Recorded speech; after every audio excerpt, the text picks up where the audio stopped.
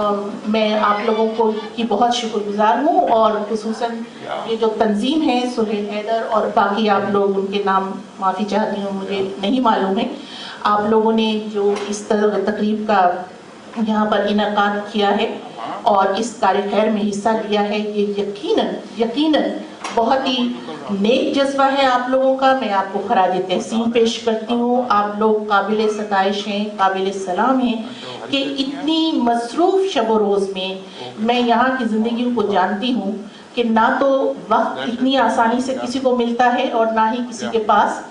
پیسہ اتنی آسانی سے آتا ہے۔ تو اگر آپ اس کار خیر میں شریک ہوئے ہیں تو یقیناً آپ لوگوں کے جذبے قابل ستائش ہیں، مگر یہاں میں ایک بات ضرور کہنا چاہوں گی کہ آپ لوگ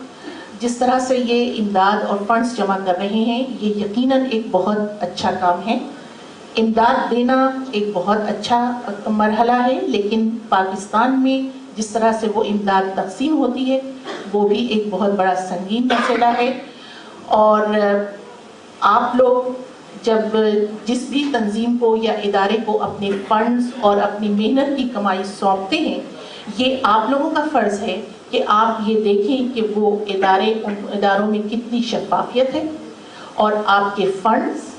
آپ کی یہ کمائی آیا اس مقصد کے لیے استعمال ہو رہی ہے یا نہیں، جس کے لیے آپ نے یہ رقم جمع کی ہے۔ کیونکہ میں پاکستان میں ایسے بہت سے اداروں کو جانتی ہوں جو صرف اپنے خاندانی، جن میں اجارہ داری قائم ہو چکی ہے،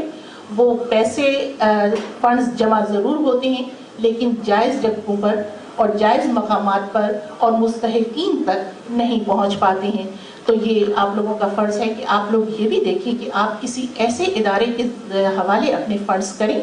جن کے اکاؤنٹ سسٹم میں شفافیت ہو، اور آپ لوگ خود اپنے قیمتی وقت میں سے تھوڑا سا اور وقت نکال کر جا کر خود دیکھ سکیں کہ آیا